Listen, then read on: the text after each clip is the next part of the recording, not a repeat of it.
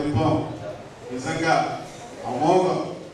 మరి దానిలోని పూర్తి అర్థాన్ని, మరి దానిలోని పూర్తి పరమార్థాన్ని సవి చూడగలిగినట్లయితే ఇంత రుచి ఉంటుందా, ఇంత మధురంగా ఉంటుందా అని అనుకుంటాం. కాబట్టి కంపల్సరిగా విద్యార్థులైన మీరందరూ వీలైనంత వరకు జాషువాకి సంబంధించిన సాహిత్యం ఎక్కడ దొరికినా సరే అందులో మరి కొన్ని పద్యాలు మీకు అర్థం కాకపోయినా మరి వాటిని వేరే వాళ్ళని ఎవరైనా తెలుసుకొని అర్థం తెలుసుకోగలిగితే మరి మన చదువుకి ఒక అర్థం ఉంటుంది అనేది నా ప్రగాఢ సంకల్పం.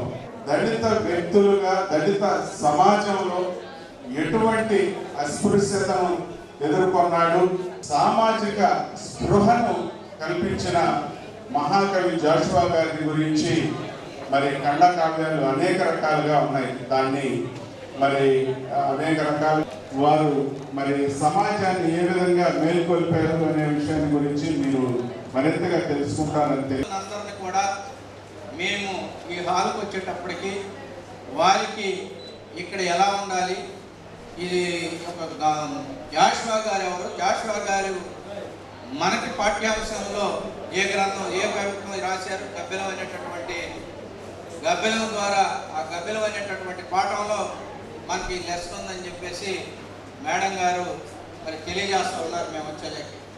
మరి వారు తెలుగు డిపార్ట్మెంట్కి చెందినటువంటి లెక్చరర్ గారు నటరాజ్ కుమార్ గారిని ఈ యొక్క సమావేశాన్ని ఉద్దేశించి జాషువా సాహిత్యం మీద మాట్లాడవలసిందిగా వారుతాము. సంస్కర్త, ఒక సాహితీవేత్త అయినటువంటి గుర్రం జాషువా గారు సమాజానికి పనికొచ్చే వ్యక్తి. ఎలాగూ అంటే ఆయన చేసినటువంటి రచనలు ఏది చూసుకున్నా కూడా సమాజానికి పనికొచ్చేదే, ఏది తీసి అవతల పెట్టడానికి వీల్లేనటువంటిదే. అతి ముఖ్యమైనటువంటి విషయాలే అందులో ఉంటాయి వారి రచనల్లో. వాసి రాసి రెండూ ఎక్కువైనటువంటి వారే వీరు సాహిత్యంలో.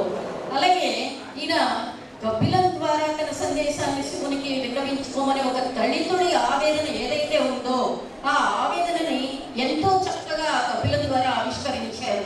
అలాగే ఫిరదౌసి చూసుకుంటే చక్రవర్తి అన్యాయానికి బలైపోయినటువంటి ఫిరదౌసి కవి గారు ఆయన ఆవేదనని మసీదు గోడల మీద ఏ విధంగా రాసి చూపించారో దాని ద్వారా తెలుసుకున్నాము.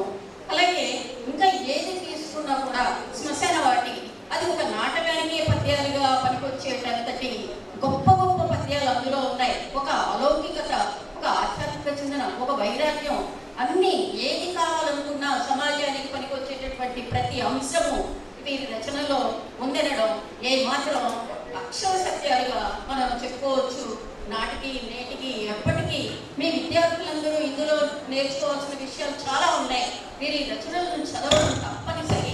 మనకి లైబ్రరీలో ఉండేటటువంటి పుస్తకాలని చాలా చాలా బాగా ఉపయోగించుకొని మీరందరూ కూడా ఆ సామాజికవేత్త యొక్క ఆ మాటల్ని, వారి రచనలని ఆకళింపు చేసుకొని భావి భారత పౌరులుగా ఎటువంటి తారతమ్యాలు, వర్గ వైషమ్యాలు, కుల మత పోరాటాలు ఇలాంటివి ఏమీ లేకుండా శాంతి సామరస్యాలతో ఉంటూ మనం కూడా సమాజానికి ఏ విధంగా పనికొస్తాము అని ఆలోచించుకుంటూ ప్రతి విద్యార్థి కూడా మారి మన కళాశాలకు కానీ మన ఇక్కడ వేదికను అలంకరించిన పెద్దలకు కానీ మంచి పేరు తీసుకొచ్చి భావిభారత పౌరులుగా చలామణి అవుతారని ఈ సందర్భంగా కోరుకుంటూ ఈ అవకాశం ఇచ్చినటువంటి పెద్దలకి నా అభినందనలు తెలుపుకుంటూ కృతజ్ఞతలు తెలుపుకుంటున్నాను.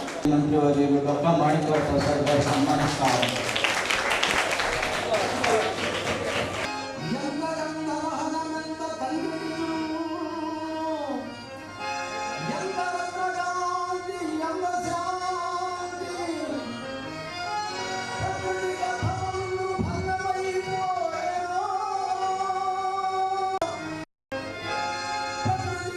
గుర్రం జాషువా 169వ జయంతి సందర్భంగా ఇవాళ హిందూ కాలేజీలో గుర్రం జాషువా సంఘ సంస్కరణ అనే కార్యక్రమం మీద ఇవాళ హిందూ కాలేజీ న్యూ సెమినార్ హాల్లో ఒక డొక్కా మాణిక్య ప్రసాద్ గారి ఆధ్వర్యంలో ఒక కార్యక్రమం నిర్వహించాం.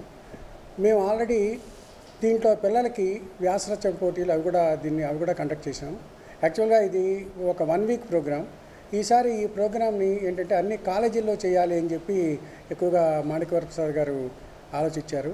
అందువల్ల నిన్నేమో వెంకటేశ్వర విజ్ఞాన మందిర్లో చేశారు, ఇవాళేమో హిందూ కాలేజీ న్యూ సెమినార్ హాల్లో చేస్తున్నారు, రేపు ఏసీ కాలేజీ, తర్వాత ఉమెన్స్ కాలేజీలో, ఇట్లా ఒక 1 వీక్ ఈ ప్రోగ్రామ్స్ అన్నీ కూడా చేద్దామని చేశారు. ఎందుకంటే పిల్లల్లో గుర్రం జాషువా కవితల మీద ఒక అవగాహన కల్పించాలని, తర్వాత ఆయన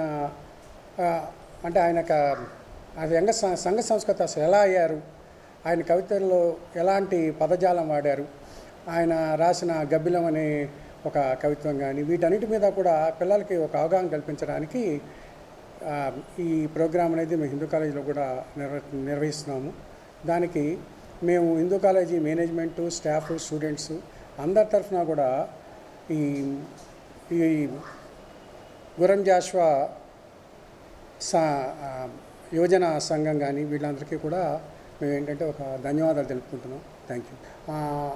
31 మేజర్లు ఉన్నాయి. అంటే ఒక విధంగా చెప్పాలంటే ఇప్పుడు లాస్ట్ ఇయర్ నుంచి అంటే NEP 2020 ప్రోగ్రామ్ కింద ఏం చేశారంటే మేజర్ ప్రోగ్రామ్స్ అంటే సింగిల్ మేజర్ ప్రోగ్రామ్స్ అనేది వచ్చింది. ఈ సింగిల్ మేజర్ ప్రోగ్రామ్స్లో మా దగ్గర 31 ప్రోగ్రామ్స్ ఉన్నాయి మేజర్ ప్రోగ్రామ్స్.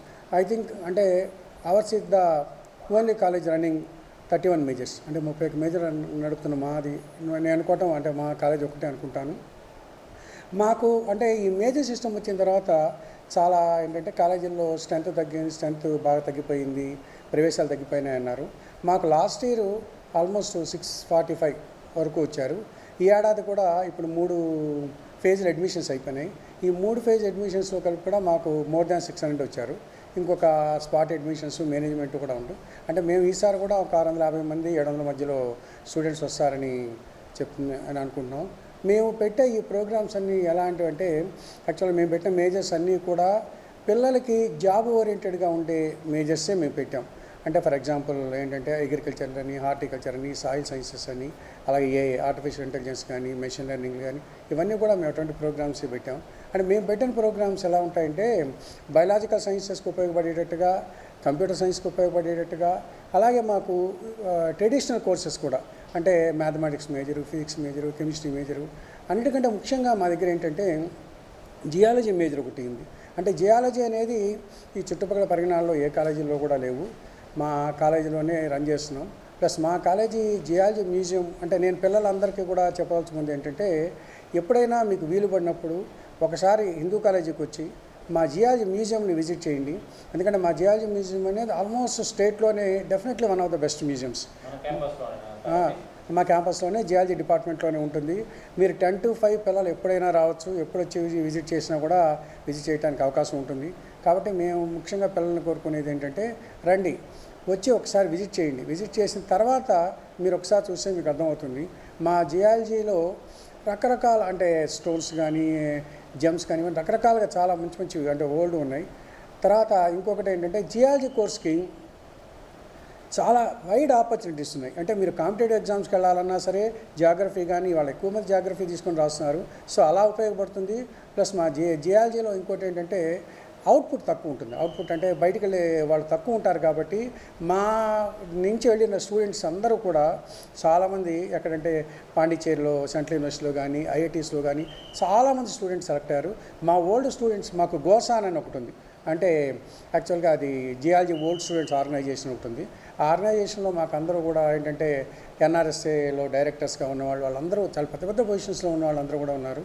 అలాగే మా దాంట్లో ఒక జియాలజీ అనే కాదు, మీరు ఏ డిపార్ట్మెంట్కైనా వచ్చి విజిట్ చేస్తే మా ల్యాబ్స్ కానీ, మా జువాలజీ ల్యాబ్ చాలా ఎక్సలెంట్గా ఉంటుంది, మా బాటనీ ల్యాబ్ చాలా ఎక్సలెంట్ ల్యాబ్ ఉంది, అలాగే మా ఫిజిక్స్ ల్యాబ్ కానీ, కెమిస్ట్రీ ల్యాబ్ కానీ అవన్నీ కూడా ఉన్నాయి. ప్లస్ మా దగ్గర ఫ్యాకల్టీ కూడా most of the faculty are doctors ఉన్నారు. చాలామంది గైడ్స్, రీసెర్చ్ గైడ్స్గా ఉన్న వాళ్ళు ఉన్నారు, చాలా బుక్స్ రాసిన వాళ్ళు ఉన్నారు. ఆల్మోస్ట్ మా దగ్గర ఉన్న స్టాఫ్, మా ఇంగ్లీష్ స్టాఫ్ తీసుకుంటే ఆల్మోస్ట్ 5 డాక్టర్స్ ఉన్నారు. అట్లా ప్రతి డిపార్ట్మెంట్లో కూడా మాకు అన్నింటిలో కూడా డాక్టర్స్ ఎక్కువ ఉన్నారు. అందువల్ల మా స్టాఫ్ అందరూ కూడా they are having more than 20 years of experience, 20 years పైన ఉన్న ఎక్స్పీరియన్స్లోనే ఉంటారు. లాస్ట్ ఇయర్ యాక్చువల్ అంటే మాకు నీటులో అంటే మెడిసిన్ సీట్ అయితే రాలేదండి. బైపీసీలో చేరతారు. మాకైతే మెడిసిన్ నీట్ రాసినప్పుడు మెడిసిన్లో అయితే సీట్ రాలేదు. బట్ ఏంటంటే ఫార్మసీలో కానీ, అలాగే అగ్రికల్చర్ కానీ ఫార్మసీలో వాటిలో సీట్లు వచ్చినాయి. మాది మెడిసిన్ సీట్ అయితే మాకు రాలేదు. ఇంజనీరింగ్లో మాత్రం ఫస్ట్ 17,000 ఫస్ట్ ర్యాంక్ వచ్చింది. 17,000 ఫస్ట్ ర్యాంక్ వచ్చింది. అలా మాకు ఇంజనీరింగ్లో అంటే మేము ప్రస్తుతానికి మా కాన్సన్ట్రేషను అంటే ఓన్లీ ఇంజనీరింగ్ అంటే మన ఈఏపీ సెట్ అంటే ఓన్లీ మన స్టేట్ ఇంజనీరింగ్ ఎంట్రన్స్ మీద మాత్రమే మేము ఎక్కువ కాన్సన్ట్రేషన్ పెడుతున్నాం. ఏదైనా ఇంజనీరింగ్ ఇంటర్మీడియట్ గురించి ఒక విషయం చెప్పాలి అంటే మా సెక్రటరీ అండ్ కరస్పాండెంట్ రామకృష్ణమూర్తి గారు వచ్చిన తర్వాత ఆయన ఇంటర్మీడియట్ మీద చాలా ఎక్కువగా కాన్సన్ట్రేషన్ పే చేశారు. అంటే ఎట్లా అంటే దాన్ని సపరేట్ వింగుగానే మేము కండక్ట్ చేస్తాం. ఇప్పుడు మాకు ఈ పై ఫ్లోర్లో ఇంటర్మీడియట్ ఒక సపరేట్ క్లాసెస్ జరుగుతాయి. వాళ్ళకి కంప్లీట్గా అసలు అంటే మన మిగిలిన కాలేజీతో సంబంధం లేకుండా అట్లా క్లాసెస్ జరుగుతాయి. మేము గవర్నమెంట్ కాలేజ్ అయినా సరే మేము తక్కువ ఫీజుకే పిల్లలకి ఎంసెట్ కోచింగ్ ఇస్తూనే ఉన్నాం. అలాగే షార్ట్ టర్మ్ కోచింగ్ కూడా మేము మా పిల్లలకే కాకుండా బయట పిల్లలకు కూడా షార్ట్ టర్మ్ కోచింగ్లు ఇస్తూనే ఉన్నాం. అది అంటే లాస్ట్ 2-3 ఇయర్స్ బట్టి మేము ఇంటర్మీడియట్ని బాగా డెవలప్ చేయాలనుకున్నాం. ఇంకా నెక్స్ట్ ఇయర్ కూడా ఇంటర్మీడియట్ మీద కొంచెం ఎక్కువ కాన్సన్ట్రేట్ చేసి ఇంటర్మీడియట్ ఒక సపరేట్ వింగుగానే మేము కండక్ట్ చేస్తాం.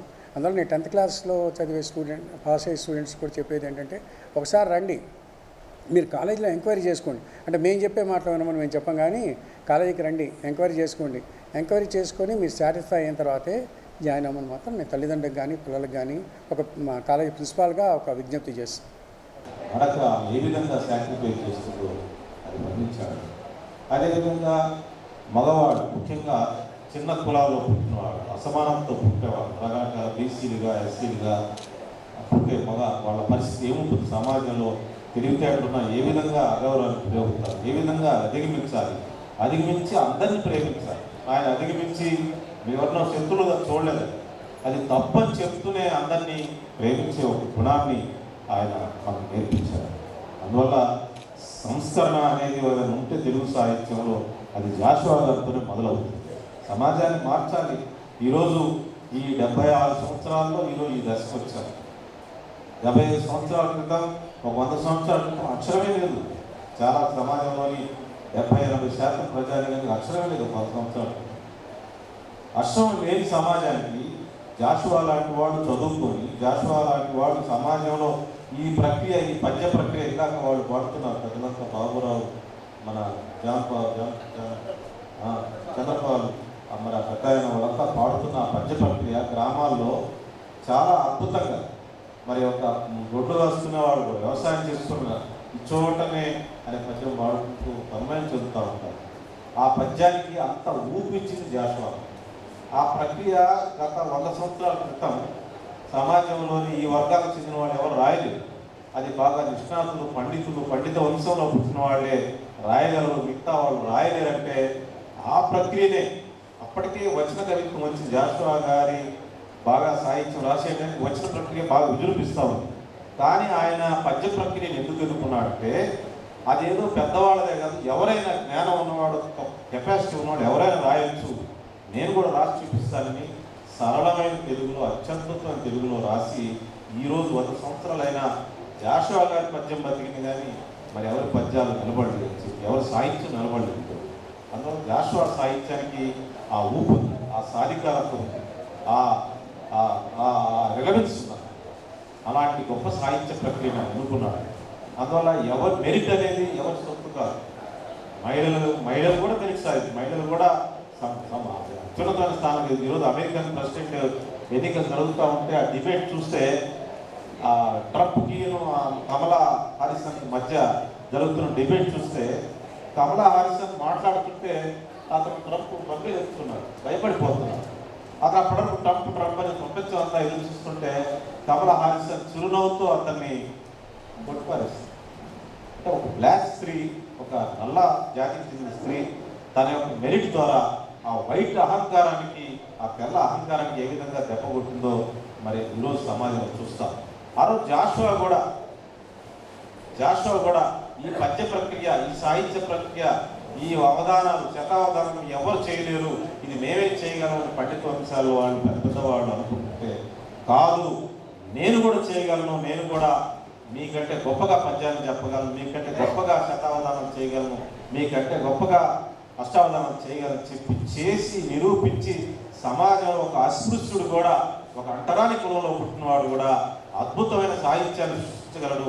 తెలుగు సాహిత్యాన్ని ఒక మలుపు మలపగలడు, ఒక కీర్తి కిరీటాన్ని చూపించగలడని చెప్పి చూపించి అందరూ చల్లపల్లి వెంకట శాస్త్రి అంటే ఆ రోజు తెలుగు భాషాధిపతి ఆయన. ఉమ్మడి మద్రాసు రాష్ట్రం అంటే మన ఆంధ్ర మద్రాసు కలిసి ఉన్న రాష్ట్రానికి తెలుగు పీఠాధిపతి, తెలుగు భాషా శాఖ అధ్యక్షుడు ఆయన రాజభాషాధ్యక్షుడు. ఆయన జాషువా గారి సాహిత్యాన్ని మెచ్చుకొని విజయవాడ వచ్చి ఆయన కాలు కింద వంగి, అంత అత్యుత్తమైన బ్రాహ్మణుడు ఆయన. తిరుపతి వెంకట కవుల్లో ఒక కవి ఆయన, చల్లపల్లి వెంకట శాస్త్రి. ఆయన జాషువా గారి పద్యానికి మురిసిపోయి తెలుగు సాహిత్యంలో ఒక అస్పృష్టుడు ఇంత గొప్ప సాహిత్యం రాస్తున్నాడు, సాహిత్యానికి కులం లేదు అని చెప్పి ఆయన కాళ్ళకి మరి బంగారు కడియలు పెట్టారు. జాషువా అంటే అది మెరిట్, దానికి ఏమి అర్థులు లేవు అని చెప్పి నేను తెలియజేస్తాను. అందువల్ల స్త్రీలైనా పురుషులైనా ఏ కులంలో పుట్టినా ఎక్కడ పుట్టినా మనం కష్టపడి ఎదగొస్తూ ఏదైనా సాధించవచ్చు అని నిరూపించినటువంటి గొప్ప వ్యక్తి జాషువా. అందువల్ల జాషువా గారి సంస్కరణ వచ్చింది. జాషువా గారు ఏ విధంగా పట్టుదలగా ఎదిగాడు, జాషువా గారు ఏ విధంగా చదువుకొని ఒక మెరిట్ ద్వారా సమాజంలో అందరి చేత కీర్తించబడ్డాడు. జాషువా గారు ఏ విధంగా అయితే ఆ రోజున తన కవులు తనకంటే గొప్పవారు, తనకంటే గొప్ప జన్మ జన్మించామనుకునే వాళ్ళందరినీ కూడా లేదు, జాషువానే మాకంటే గొప్ప జన్మ, నాదే తక్కువ అని చెప్పి చిన్నపోయే విధంగా చేశాడు. అది చేసే అవకాశం చదువు ద్వారా సాధించవచ్చు. అందులో మీరు బాగా చదువుకోవాలి. హిందూ కాలేజ్ అంటే ఒక పవిత్రమైన ప్లేస్, చాలా చారిత్రమైన ప్రదేశం ఇది. ఇక్కడ చదువుకోవాలి, మీరంతా ఎదగాలి, సమాజంలో నాయకత్వానికి ఎదగాలి. జాషువా తెలుగు సాహిత్యంలో 100 సంవత్సరాలు 159 సంవత్సరాల తర్వాత కూడా జాషువా గారి సాహిత్యాన్ని ఈరోజు చదువుకుంటున్నాం, తెలుసుకుంటున్నాం. ఆయన యొక్క రెలవెన్స్ని మనం గుర్తిస్తాము. అంటే చదువుకుంటే ఎంత దూరం ఎదగొస్తుందో జాషువా చరిత్ర మనం అర్థం చేసుకోవాలి. చదువు పాఠశాలలో రాని, బడిలోకి రాని, గుళ్ళోకి రానివ్వరు, సమాజంలో రానివ్వరు. మరి అలాంటి కులంలో పుట్టి ఈరోజు అత్యున్నతంగా అందరి చేత గౌరవించబడతారు. అలాంటి ఎందుకు ఎదిగాడు ఆయన? తన యొక్క శక్తి ద్వారా, శ్రమశక్తి ద్వారా, తన యొక్క మేధోమతం ద్వారా ఎదిగి ఈరోజు సమాజాన్ని శాసిస్తాను. అందువల్ల విద్యార్థులకు నేను విజ్ఞప్తి చేస్తాను, జాషువా పుస్తకాలు కొనుక్కోండి, చదవండి. మీరు ఆయన జీవితాన్ని ఒక స్ఫూర్తిగా తీసుకొని సమాజంలో మీరు నాయకులుగా ఎదగాలి, మీరు సాహిత్యంలో ఎదగండి, రాజకీయ నాయకులుగా ఎదగండి, డాక్టర్లు కానీ, ఇంజనీర్లు కానీ, సామాజిక శాస్త్రవేత్తలు కానీ, మీరు నచ్చిన ఫీల్డ్లో మీకు ఏది మీకు బాగుంటే ఆ ఫీల్డ్లో ఎదిగే విధంగా ఆ కష్టాన్ని, ఆ నాలెడ్జ్ని మీరు పొందాలని చెప్పి జాషువా సంస్కరణ అంటే అది ఆయన స్ఫూర్తి అని చెప్పి తెలియజేస్తూ, హిందూ కాలేజీలో ఈ కార్యక్రమం ఇంత అద్భుతంగా నిర్వహించిన తెలుగు డిపార్ట్మెంట్ నాగరాజు కుమార్ గారికి, ప్రిన్సిపల్ గారికి అందరికీ ధన్యవాదాలు తెలియజేస్తూ నమస్కారం.